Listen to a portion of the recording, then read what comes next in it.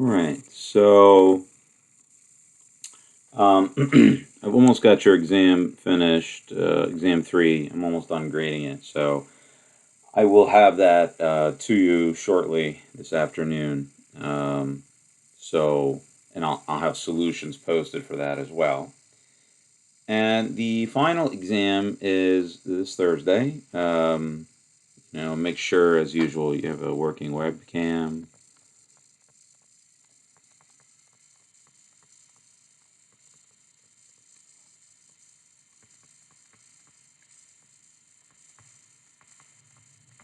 Um, Now, here is a list of practice problems. So, on the final exam, there will be no problems that you of types that weren't on exams 1, 2, and 3. So it's a repeat of the types of questions that are on exams 1, 2, and 3. So here's a list of practice problems. Now, of course, this is a big list. And I tried to give like two of each type of problem, so you have at least two questions to look at. But I mean, of course, the exam is only an hour and 5 minutes, so I mean, we can't do more than 12 questions. Um, so some subset of these. Um, okay, so what I want to do today and tomorrow is to go through some of these problems, just to review for the exam. Okay. Um, so nothing specifically from chapter P, by the way. I mean, of course, that material is incorporated into the rest of the course, but I'm not going to ask any specific questions from the sections P. Which ones was it that we covered? P1 to P8 or whatever it was. Okay, section 1.1.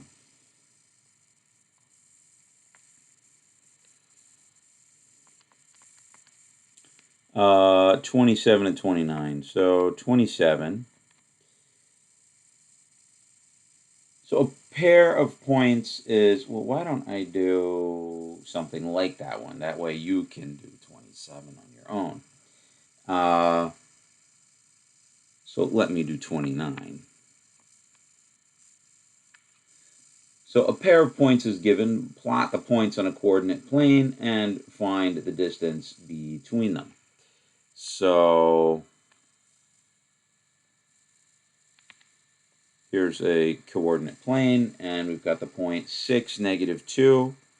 So 6, -2 would be about here. And -6, +2.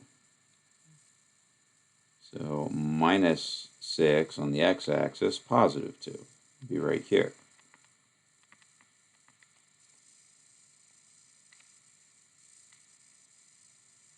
Find the distance between them, find the midpoint. Okay, so distance between them and find the midpoint. You could probably guess what the midpoint is. It's going to be the origin. But let's actually see that that's the case. Okay, so the distance between them. So it's the difference in the x coordinates squared plus the difference in the y coordinates squared. Right, so that's the Pythagorean theorem in disguise, essentially. So the difference in the x coordinates, it's -6 minus 6, so that's -12.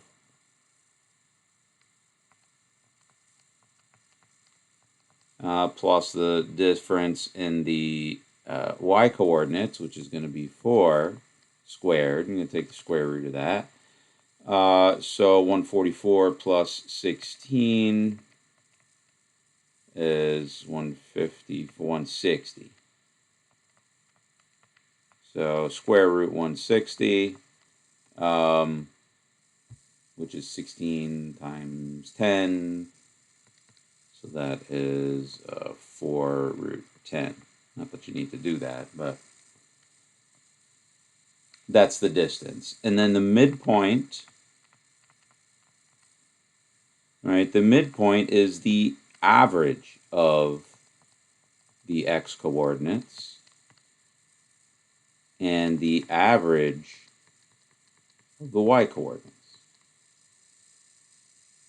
Right? So distance is given by the difference in the x coordinates squared plus the difference in the y coordinates squared, square root of that. The midpoint is the average, so it's x1 plus x2. Right? So one is subtraction, one is addition. Right? So in this case, it's minus 6 plus 6 over 2, comma 2 minus 2, or plus minus 2 over 2, which is 0, 0. So the midpoint is the origin.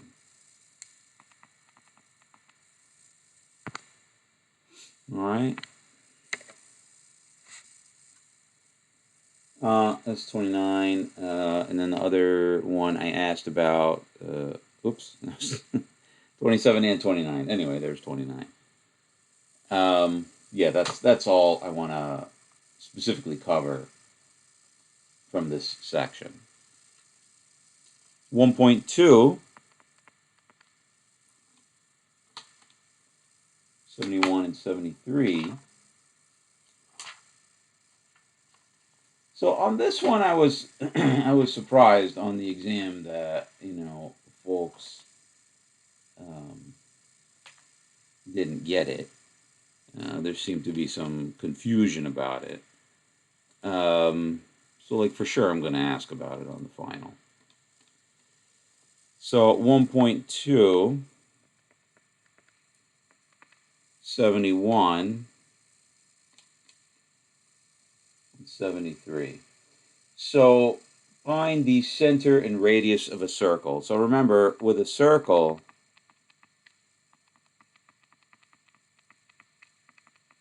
that's the standard form. So that's the equation for a circle with radius r and center hk. Right, notice that it's minus h and minus k, so there's a flip in signs between the coordinates of the center and what you see in the equation there. So in, say, 72, we've got x plus 1 squared plus y plus 2 squared equals 36. So that's the circle with radius 6, center minus 1, minus 2. And then in, say, 74,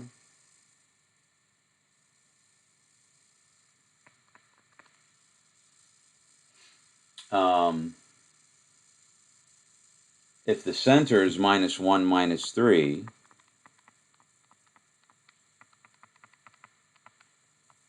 and the radius, let's do something different.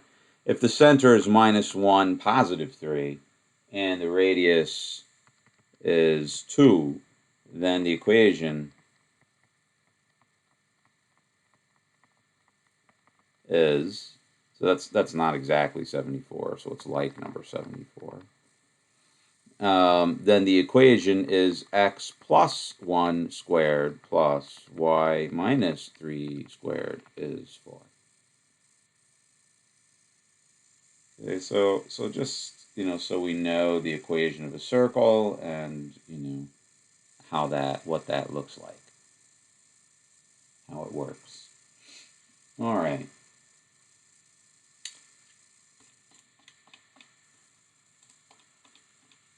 Oh, by the way, this isn't everything. I need to get a list of problems for chapter 3 and chapter 4. I didn't quite get through the whole thing yet, but I'll post those after class, but we're not going to get up to there yet.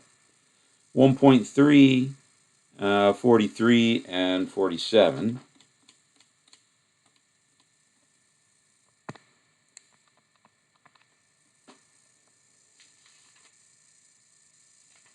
So about lines.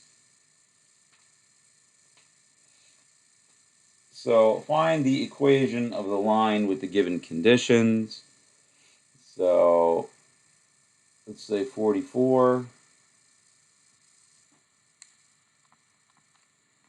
So find the equation of the line with y-intercept 6 and parallel to the line 2x plus 3y plus 4 is 0.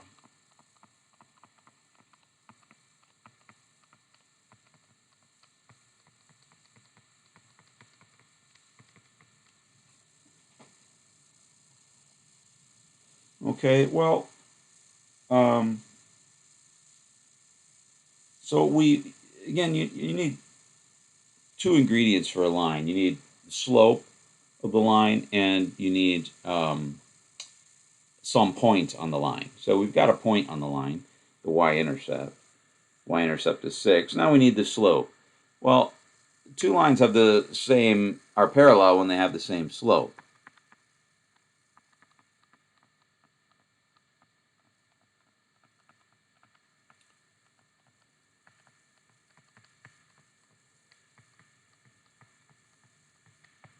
So we need to know the slope of this line here. You can't quite see it in this form because it's not in the slope-intercept form. So you got to put it in slope-intercept form. So 3y is equal to minus 2x minus 4 divided by 3.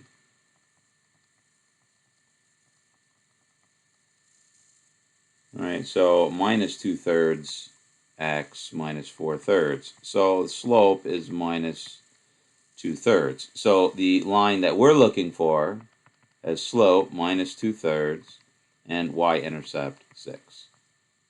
All right, so that's the line right there.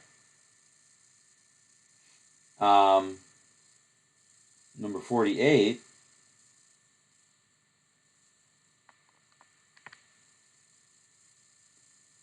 Find the line through the point 1/2 negative 2/3. So find the equation of the line through 1/2 negative 2/3. And perpendicular to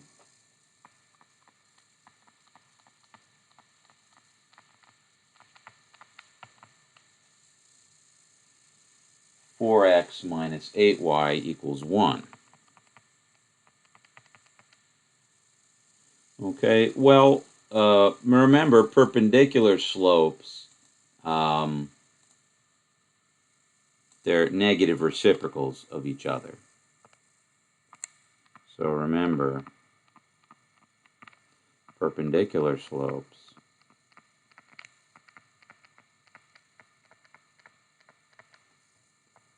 are negative reciprocals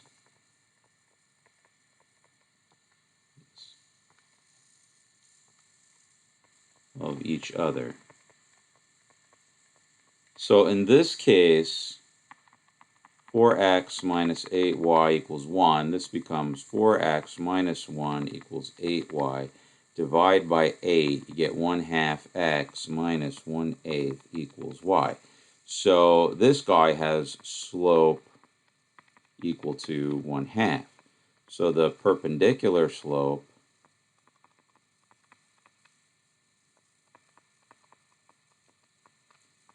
is equal to negative 2. So you take the reciprocal of 1/2 and negate it. Okay, so that's how perpendicular slopes look. So we want the line through this point, 1/2 negative 2/3 with slope 2. So instead of the slope-intercept form, you're going to have to use the point-slope form of the line.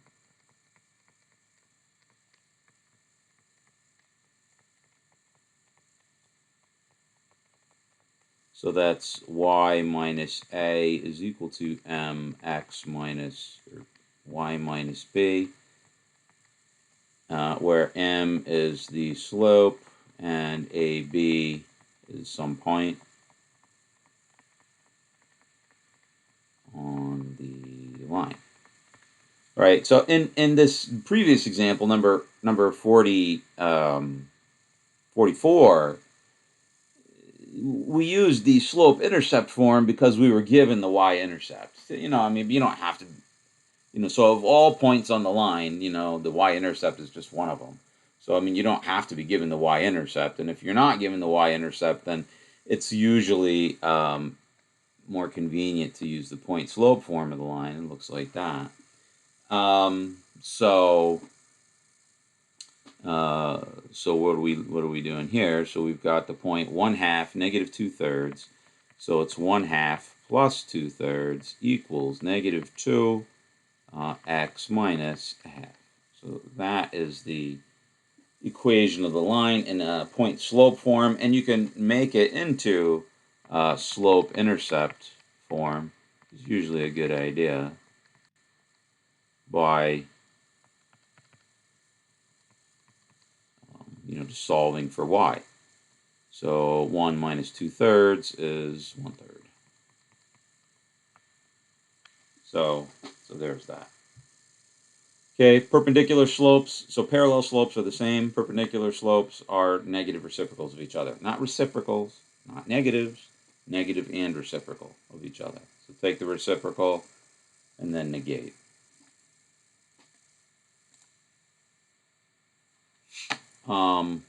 It's kind of weird, that idea that they're negative reciprocals of each other. But it makes a lot of sense after you learn a little bit of like trigonometry and vector calculus, which I hope you all do. So that's what we're doing in this section 1.3. 1.4, number 23.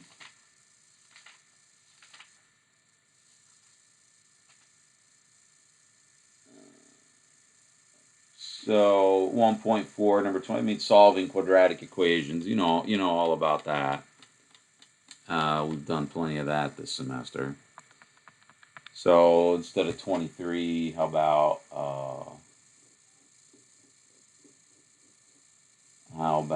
25? So in this one, it says to solve by completing the square. I don't think I'm necessarily gonna ask you to do that. You can solve it in whatever way that you like at this point. I already tested you on completing the square. I don't think it's necessary to do again, but all right, so just solve this. So what number is this one doing? 27? No, it's 20, 25. So solve this, right? So all the different ways of doing the thing. You can do by completing the square. So if you want to complete the square in this form, you move the 7 over here, factor out the 5, x squared plus 2x. And then you're going to complete the square inside the parentheses here. So it's x squared plus 2x plus 1, right? Take the coefficient of x, divide by 2, and then square it. So then on the other side, you have to add 5 times 1.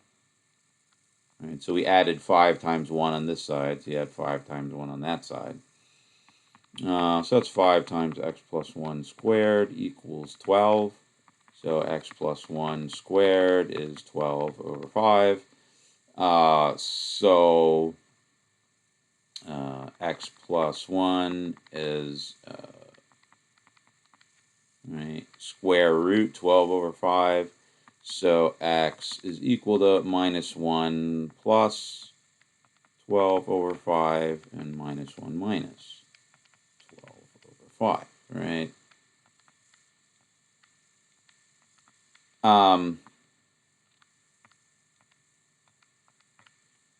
Or you can use the quadratic formula. minus 10 plus or minus the square root of 100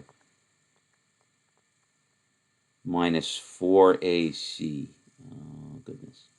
So 140 over 10.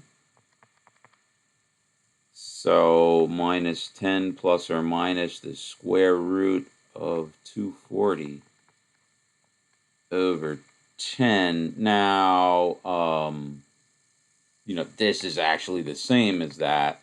You would have to, reduce stuff. And so, well,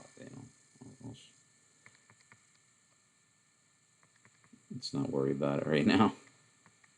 Doing that arithmetic. They're actually the same. So there's this way, and then there's factoring, of course. This one you can't factor. You can't factor it because this didn't come out to be a perfect square. If it came out to be a perfect square, that one, then you would be able to factor it.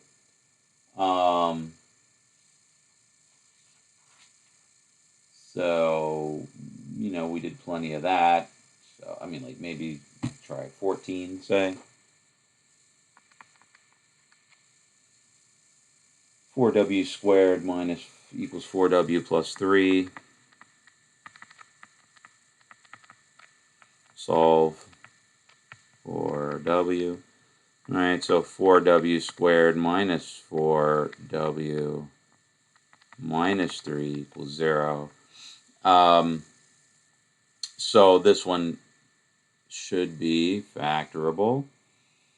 So let's see, 4w, well, you're going to have a 3 and a 1. And then I think this is 2w, so 6 minus 2. All right, so minus 6 plus 2. All right, so that's how this one factors. Right, it's minus 6w plus 2w is minus 4w.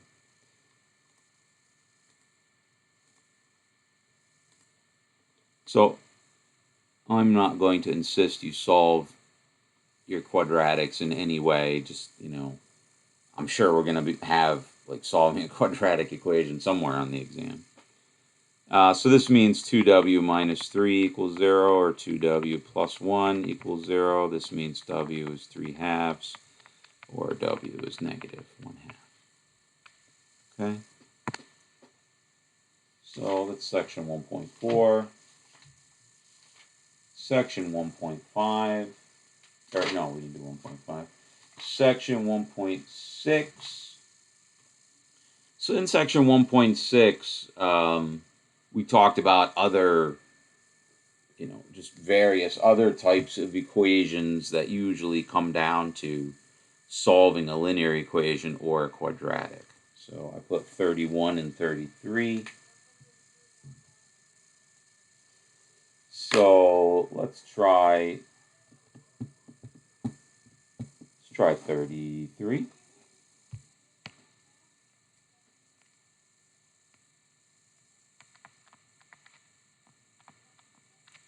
So solve for x.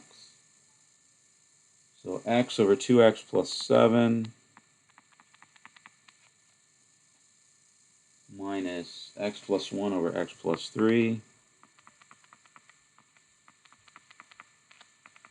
equals 1.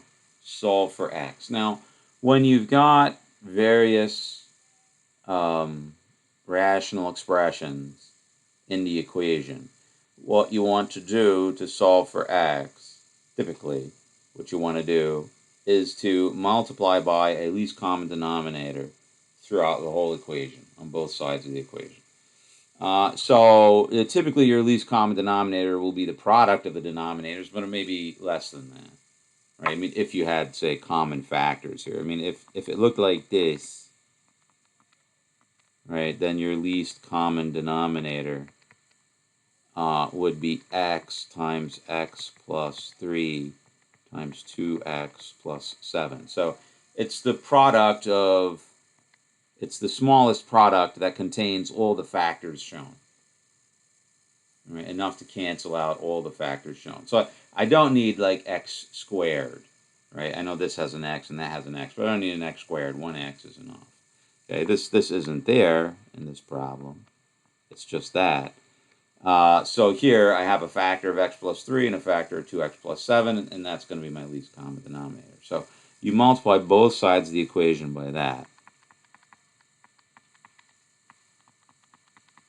There are other ways to solve these things.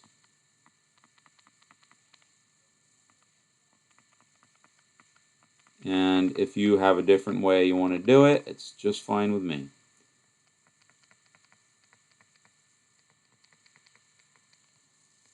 Okay, I'm just showing you one way to do it. So now I distribute here.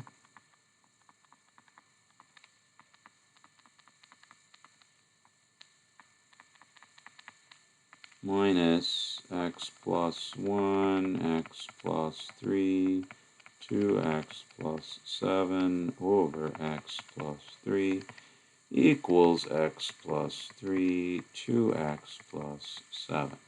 So all of those, if you multiply by the least common denominator, all of the denominators then should cancel out, and you should be left with just a big polynomial. Well, just some polynomial expression. No more rational expressions.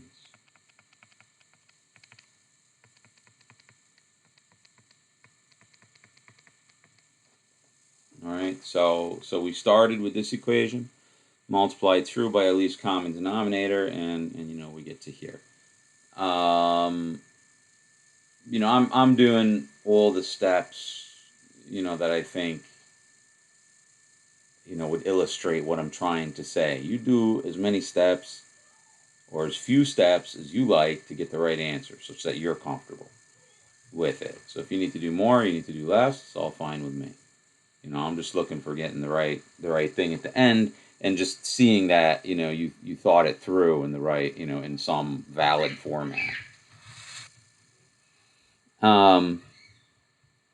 So this is just a quadratic equation, it's a quadratic equation, but you know you're going to have to simplify the thing, collect like terms and all that stuff. So 2x squared is plus 2 plus 7 plus 9x plus 7 equals, this is x squared plus 6 plus 13, 7 is 13, plus 21.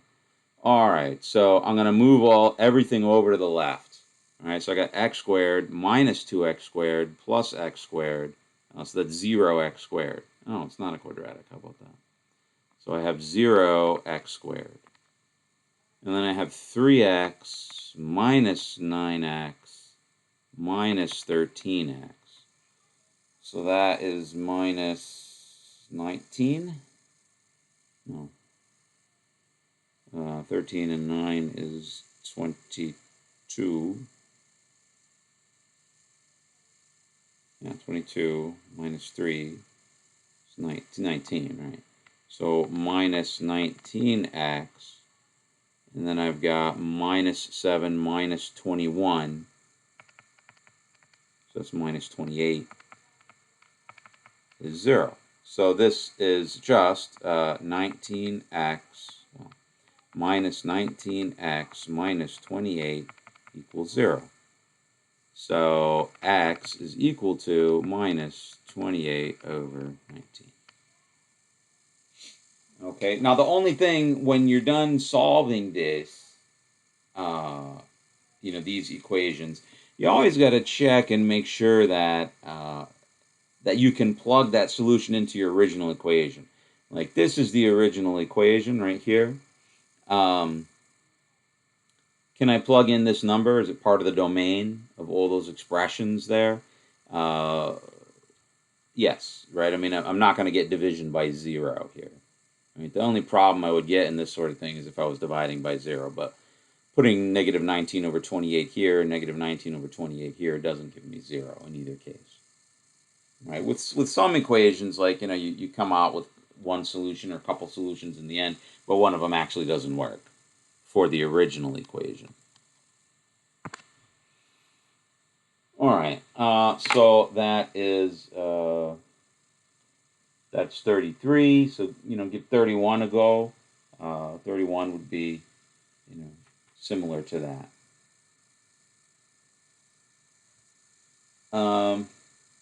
Could also give 32 a try.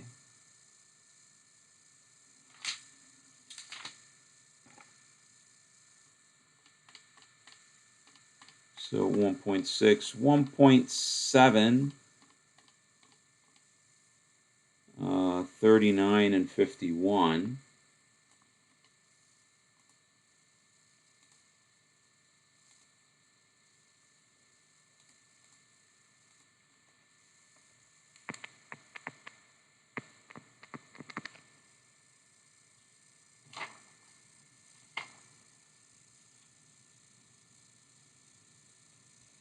So number 39, let's look at, say, number 41. So in number 41, we've got 3x squared minus 3x less than 2x squared plus 4. All right, so solve the inequality.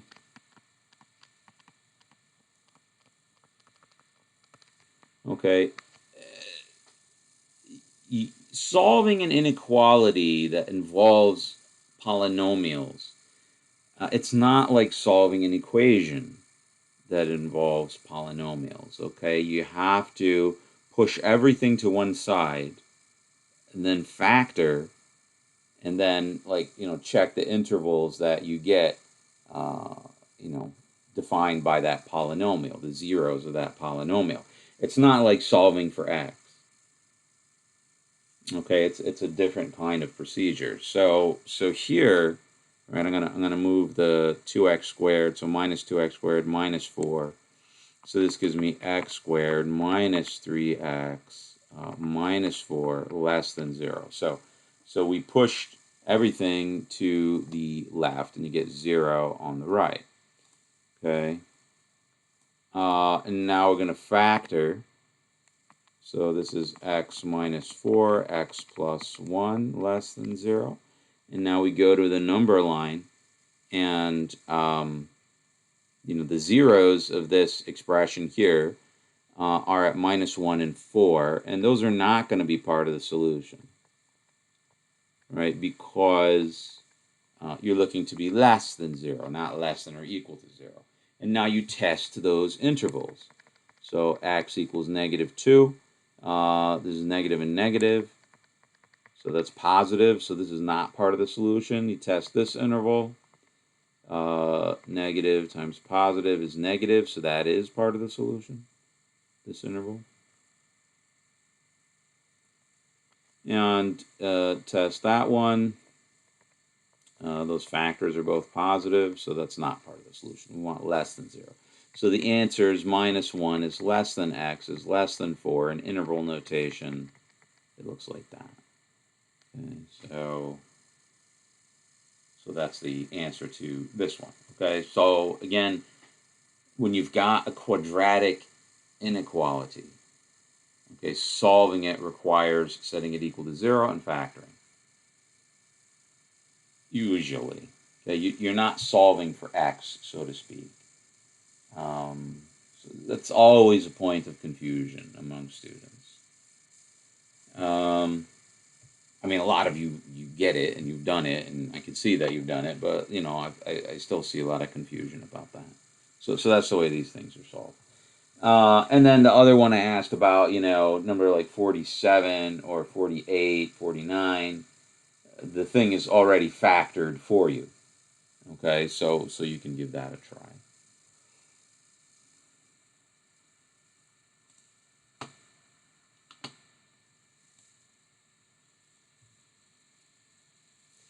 All right, 1.8, 31, 41.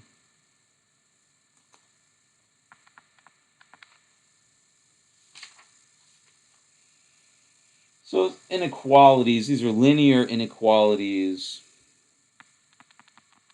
that have an absolute value expression in them.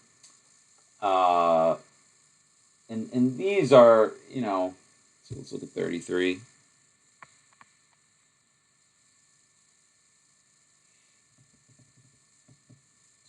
Absolute 2x minus 3 is less than or equal to 0.4. Solve for x. So these are linear inequalities that involve an absolute value expression. Now remember how to simplify an absolute value expression. So absolute value and inequalities.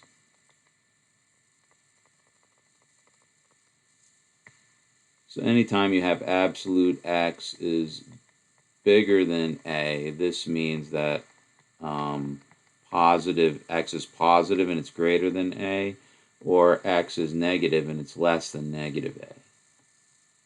Right? So there's this first way to eliminate an absolute value expression. And then there's this second way, whenever you have absolute x is less than a, this means that minus a is less than x is less than a. So to eliminate the absolute value expression, it's one of these two forms. Right? So here we've got 2x minus 3 absolute value is less than 0.4, less than or equal to. So this one means negative 0.4 is less than or equal to 2x minus 3 is less than or equal to 0.4. Now I'm going to add 3 to each part of this simultaneous. So this is two inequalities simultaneously. And I'm going to add 3 to each part of those equations, those inequalities. So 3 minus 0.4, that's 2.6. And this is 3.4, like that. I'm going to divide by 2 at less than or equal to. So 1.3 is less than or equal to, x is less than or equal to 1.7. So here's 1.3, and we use the filled in dot, solid dot, to indicate that it is part of the solution. And in interval notation, you use square brackets rather than round parentheses to indicate that the endpoint is part of the solution. Okay, so that's how that one goes there. If you've got in, say, number 41, so let's look at 39.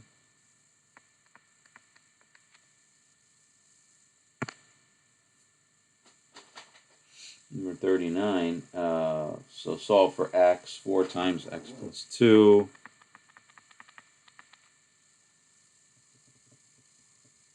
Minus 3 is less than 13. I'm going to say bigger than 13. So this is like 39. So what you need to do is solve for the absolute expression first, absolute value expression first. So I'm gonna add 3 to each side, and then divide by 4. Now remember, if you divide by a positive number, you leave the, or strictly greater than, you leave the inequality in the same direction. If you divide by a negative number, you got to flip the inequality. So this is x plus 2 bigger than 4, so that means x plus 2 is positive and it's greater than 4, or x plus 2 is negative and it's less than negative 4. So this means x is bigger than 2, and this means x is less than negative 6. So the solution to this, negative 6 and 2. In interval notation, this would be minus infinity to minus 6. And we use this union symbol. It's just a U without the bar on the end there, or the serif. 2 to plus infinity. Okay.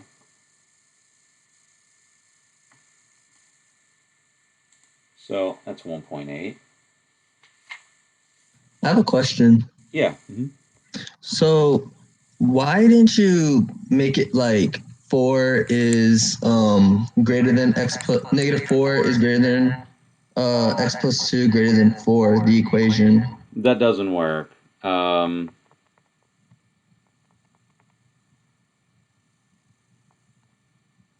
Because in the other problems we saw that, but how come not for this one? it doesn't quite make sense. How's the other one supposed to do it?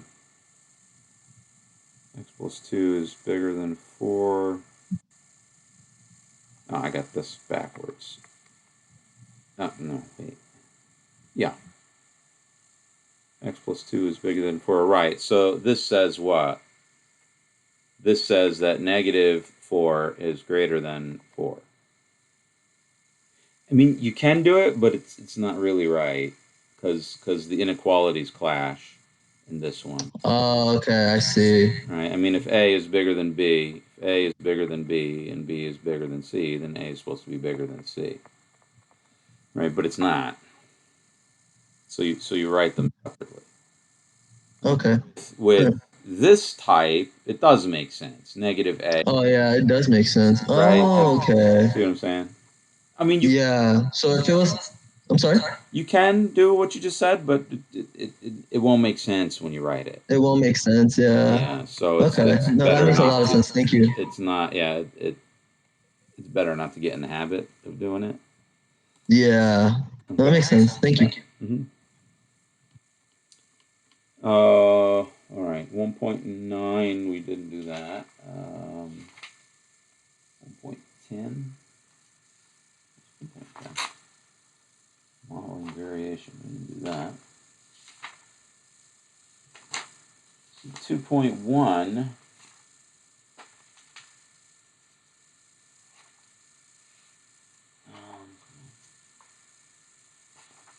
Right. So.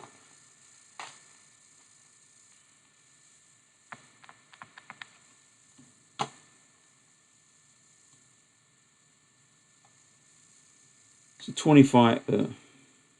2.1. 65 and 67.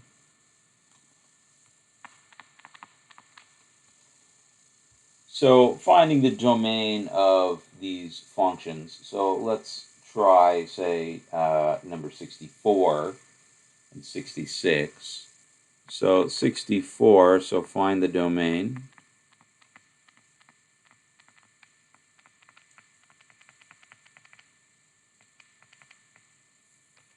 Equals square root x squared minus 4. Right? So the domain of a function means the largest set of numbers for which the expression is going to be defined. Well, in order for this to be defined, you need that x squared minus 4 is bigger than or equal to 0. Right, in order for the square root to be defined. So this means that x minus 2 times x plus 2 should be bigger than or equal to 0. So on the number line, right, you have 2 and negative 2, and then you test the intervals, and you get this. So the domain is minus infinity to minus 2, or not negative, so that makes it positive. Right, so, and then in here it's going to be negative. So minus infinity to minus 2, including the minus 2, union 2 to plus infinity. So that's the domain of this function here. So as you can see, that involves, a dealing with a inequality that has a quadratic polynomial in it. So that's 64, 66.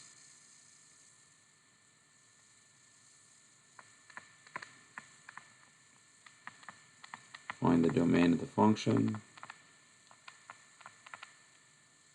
So f of x is root x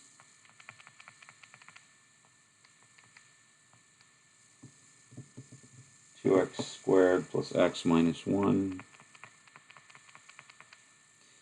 All right, so you can also write this as 2x, x, so minus 1 plus 1 here.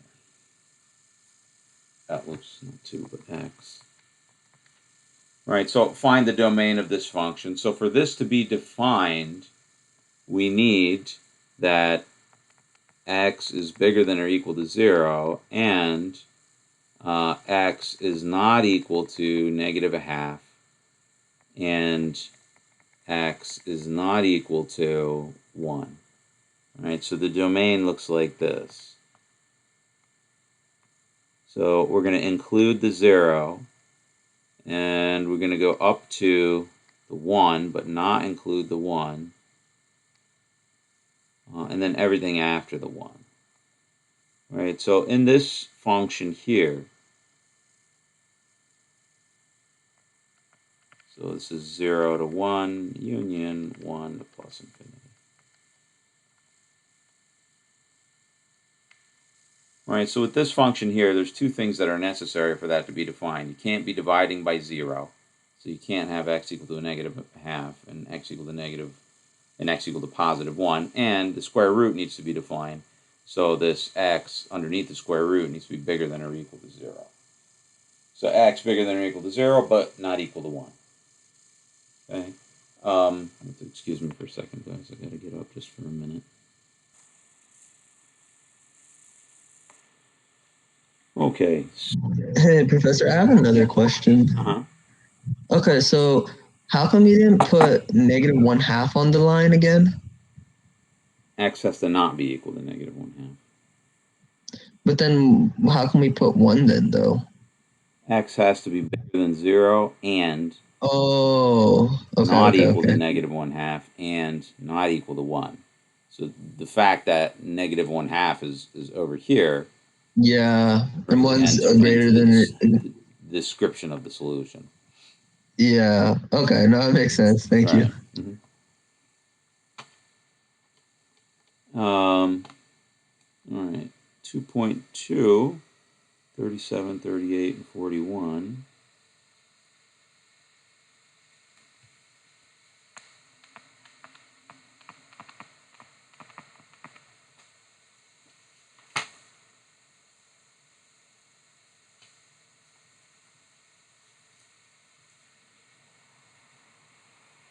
So, graphing of the piecewise function. So let's do 38. So sketch the graph of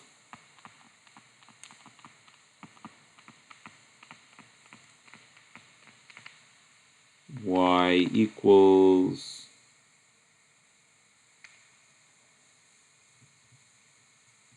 2x plus 3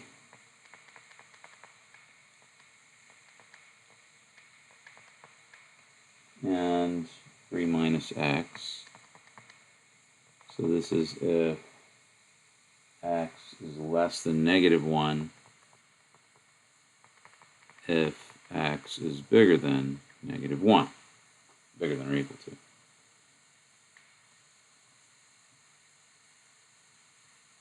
So pretty much, on the first exam or second exam, I guess, that when we had this, like most people got this like wrong. Graphing the piecewise function. For sure I'm going to ask this to graph some piecewise function tomorrow on the exam. Now, a lot of times what I'm getting with folks, like when they're graphing a function, and it's just something to watch out for, is that, something that fails the vertical line test, right? I mean, if you've got the graph of a function, every vertical line intersects that function and at most, the graph of that function, in at most one spot, if at all, right? So a vertical line test just one spot to intersect the function. It can never intersect it twice. So like this is not the graph of a function because, actually I didn't do it too well there. This is not the graph of a function because like this vertical line intersects that graph more than once.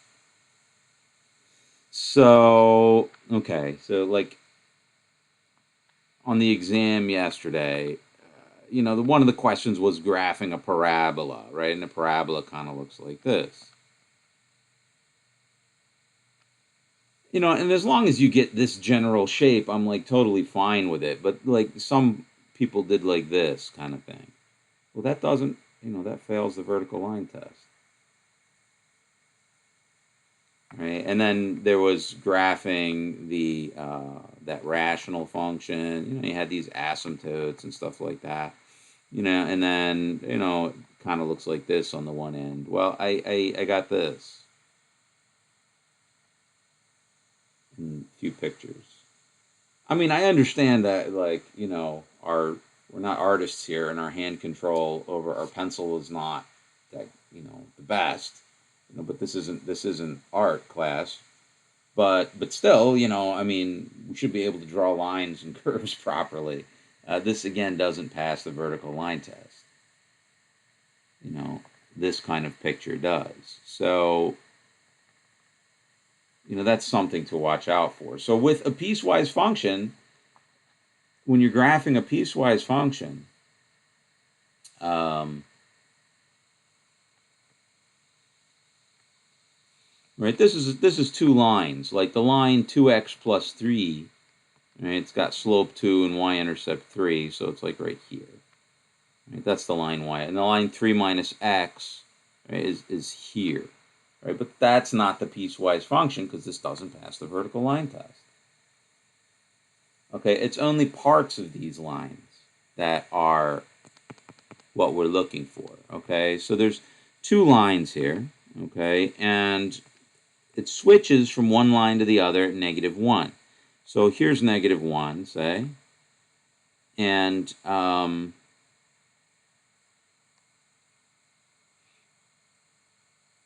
so at -1, what is the y coordinate of this line? It's 3 minus minus 1 is 4. So 1, 2, 3, 4. And this is the line that we're using. Right, so this is 4. This is -1. So that's the point, -1, 4. And that's for this piece of the piecewise function. For this piece of the piecewise function, at x equal to -1, we don't use this piece, but then we still need to represent where that line ends with an open dot. So at -1, this is equal to -2 plus 3 is 1. So it's right there. But we use an open dot. So now we need a line of slope 2 for values of x less than -1. So that'll be like that. That's a line of slope 2.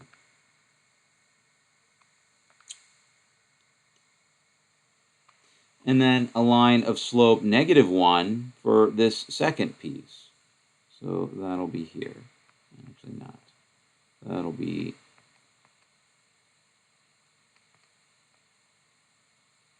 here, like this. All right, so like this is the line y equals 2x plus 3, but it stops at the -1, at x equal to -1. And this is the line y equals 3 minus x, but it starts at the -1. And which line do we use? Which line do we use at -1? We use the 3 minus x, because it says so right here. All right, so that's the graph of this piecewise function. And that passes the vertical line test. Every vertical line intersects this graph at most once. In particular, the line at x equal to -1. Right? It intersects the graph here at the solid dot. At the open dot, the graph isn't there. That's just sort of a placeholder to let us know where we're stopping.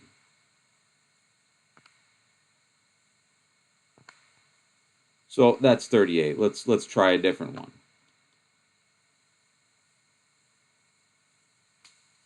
Since we know a little bit more about parabolas, we'll do a question with a parabola now. 42.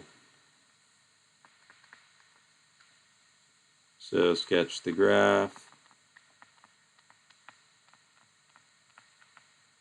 of y equals 1 minus x squared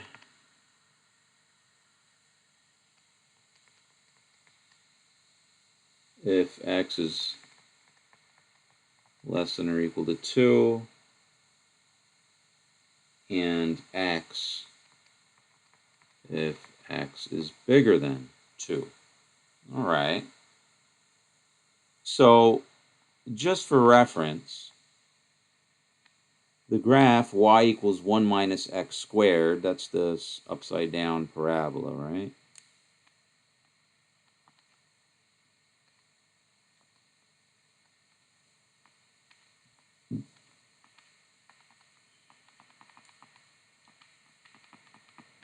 And the line y equals x looks like this.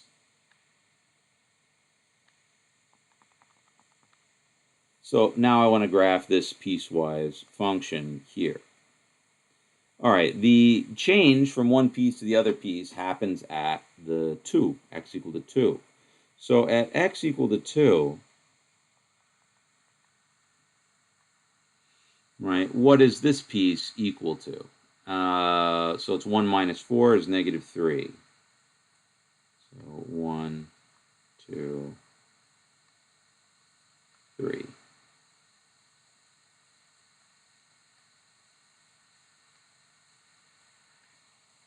So that's the point 1, negative 3. What is this piece equal to at 2? Well, it's equal to positive 2.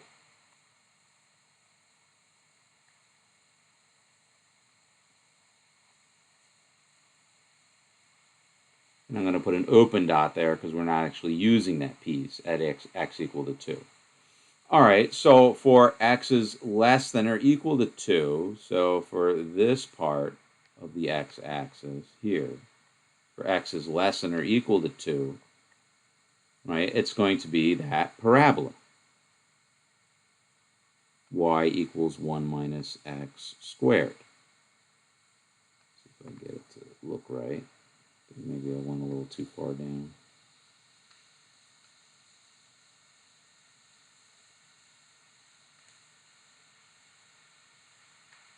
Maybe this one needs to go out to the right more.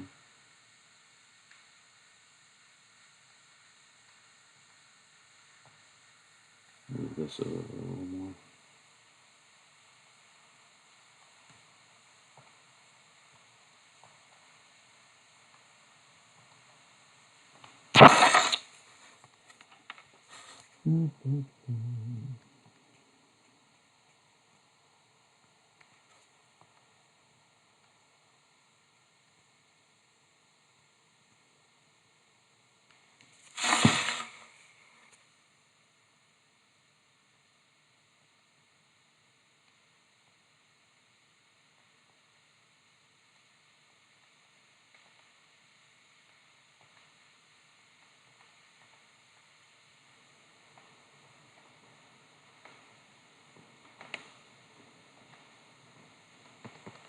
Okay, so we end the parabola there. Still doesn't look right. It's too far to the left, but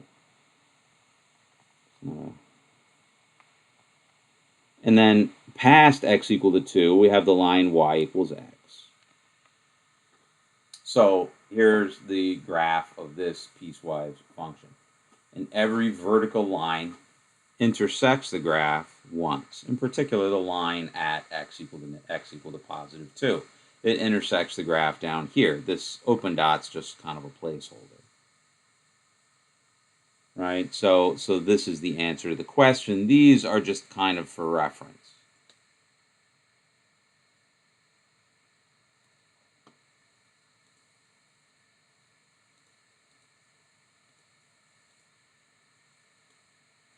Right? The entire graph, y equals 1 minus x squared, looks like that. But we're only using this part of it. And it just doesn't look right. It's not sitting.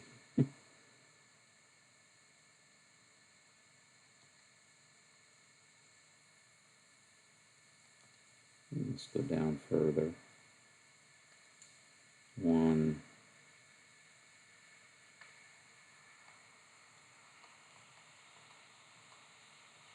2, 3. There we go. That looks better.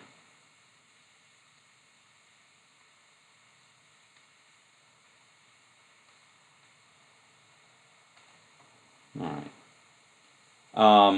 So that's one with a parabola. So that's the parabola y equals 1 minus x squared. This is the line y equals x. And, at x equal to 2, we switch from the parabola to this line. All right, so give number 41 a try. The answer's in the back of the book. And number, what's the other one I asked you about? 37 and 38. So we just did 38. So try number 37, try number 41. And, if we have questions on that tomorrow, then we can look at those then. Oh, all right. So 10:55. So tomorrow we'll go through some more of these practice problems. I'll put up some problems for chapter 3 and chapter 4 right after class, and I should have your exams graded for you pretty soon. Okay. All right, guys. Have a good day, and I will.